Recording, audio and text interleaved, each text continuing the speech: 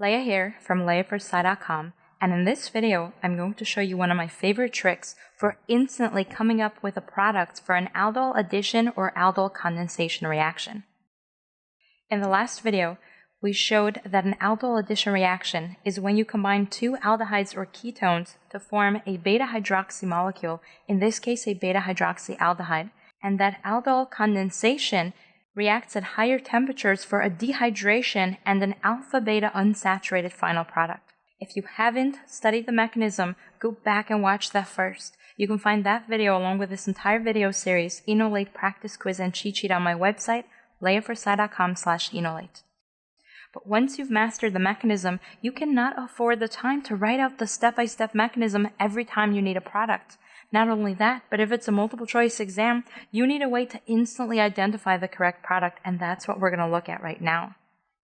I'm showing this in base because it's more common, but under acidic conditions, just swap out NaOH for H3O+, and the trick is the same. The key to this trick is to identify which atoms do what. I want you to recognize that the reactants and products retain the colors so you can see what's what, but let's number them in a pattern that you can recognize for later. There are 3 carbon atoms that are involved in this reaction. The first is the carbonyl carbon. Even though it looks like it didn't change, the carbonyl carbon is where we have resonance going back and forth between the enolate and the carbonyl, and so that's the first one to recognize. The second one that reacts is the alpha carbon, which is where we deprotonate, and that is also where we form the new bond between the starting molecule and the molecule that it attacks. The third one is the carbonyl carbon of the molecule we're attacking, because that's where the carbonyl gets broken and forms an alcohol for the addition product or dehydrated for the condensation product. The 3 starting carbons are right here, 1, 2, 3. And the same thing for the dehydration, 1, 2, 3.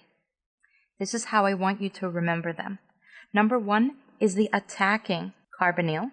It's not the carbonyl that attacks, but the carbonyl on the molecule that does the attack. So it's the carbonyl on the attacking molecule.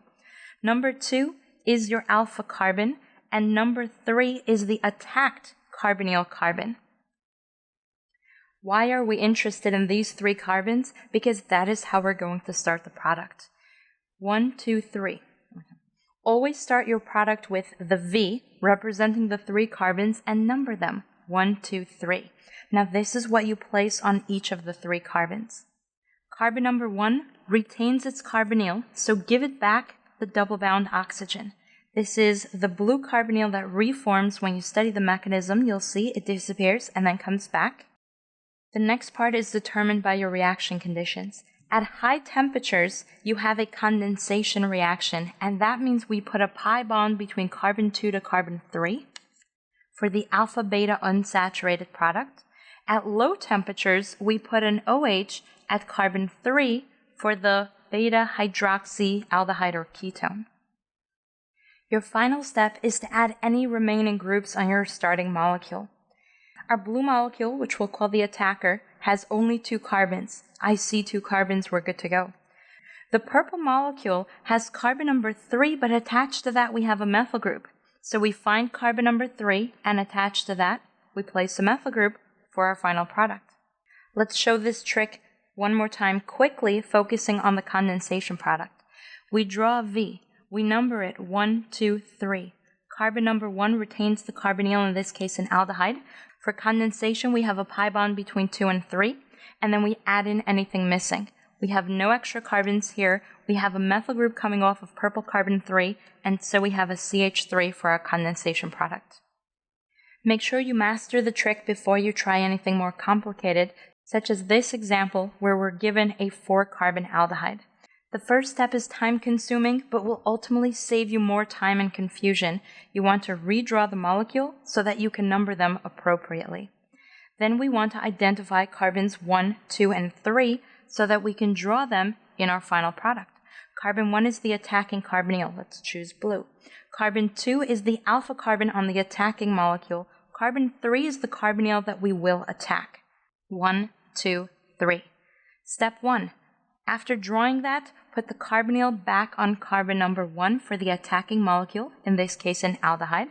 Step 2, figure out if you have an alcohol or an alpha-beta unsaturated product. In this case, we're not given heat, so let's put an alcohol on carbon number 3. 3 is the purple molecule, so we'll put a purple OH. And step 3, add in anything that was missing.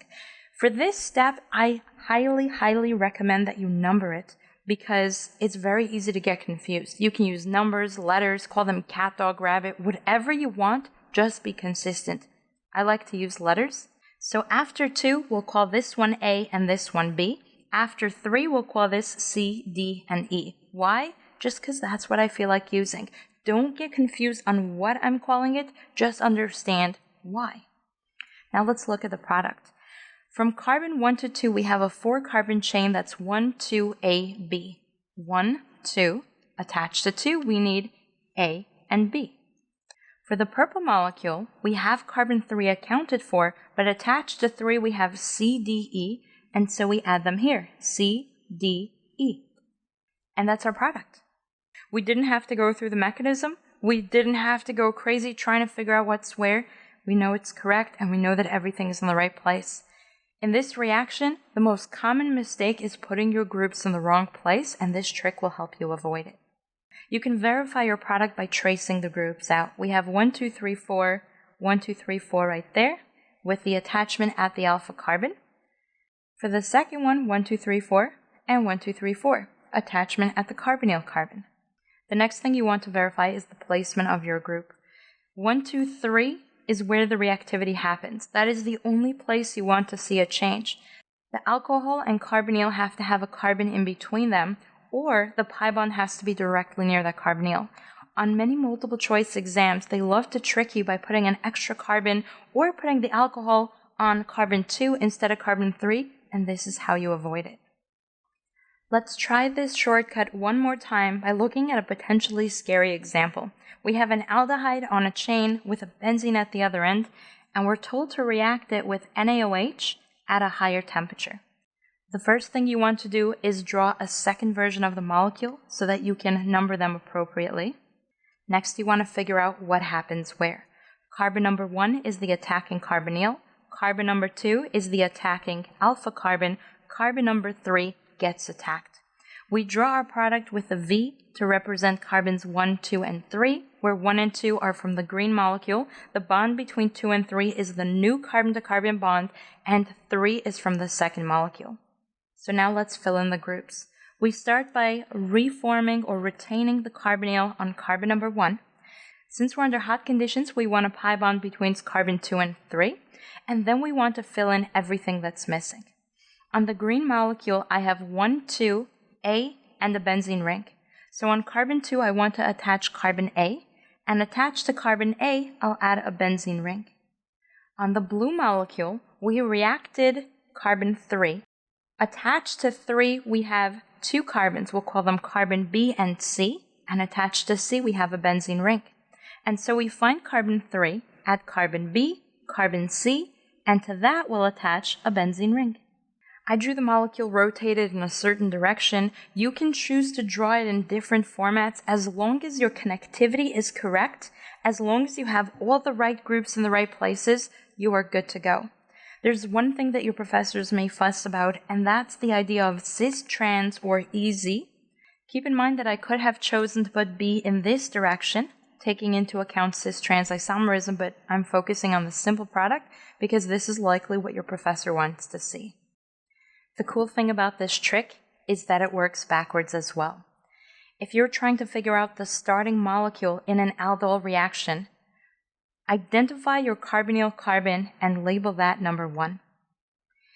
Count in the direction of your alcohol or your unsaturated group if you have no alcohol present. In this case, we have a beta hydroxyaldehyde, so I'll count 2 and 3.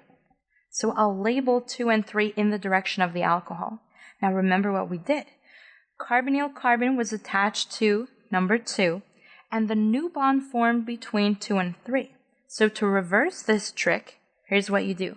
Number 1, you're going to find your carbonyl and label number 1. Then you're going to number 2 and 3 towards the alcohol or pi bond, and then you're going to break between 2 and 3 since that's the new bond that we formed. So we'll break it right here and then draw exactly what we see. What do we see? Carbons 1 and 2 are a simple aldehyde. Carbon 3 to 4 has the OH, so step 4 you're going to reform the carbonyl on 3. So we have a carbonyl on 3, and that's our starting product. In this case, we used 2 ethanals for the reaction. This trick works for complicated molecules too. First thing we're going to do is find the carbonyl, label that number 1, put number 2 and 3 in the direction of your pi bond or alcohol. In this case, we have a pi bond. Break between 2 and 3. In this case, we're breaking a sigma and a pi and putting an O back here, so that's where we're reforming the carbonyl. So let's redraw exactly what we see. For the left portion, we have an aldehyde, that's carbon number 1. Carbon number 2 is attached to the benzene ring, so we'll attach carbon 2 to benzene. On the right side, we have number 3, which will reform a carbonyl, in this case an aldehyde. We have carbon A attached to that, and attached to carbon A, we have a benzene ring. The two molecules look slightly different, but realize that they're the same exact thing. We have an aldehyde with a CH2 and benzene, aldehyde with CH2 and benzene. So this was once again an aldehyde reacting with itself. Be sure to join me in the next video where we look at mixed reactions including a cross aldol, starting with 2 different aldehydes, or using aldehydes and ketones together. You can find this entire video series along with my Enolate practice quiz and cheat sheet by visiting my website leah4sci.com/enolate.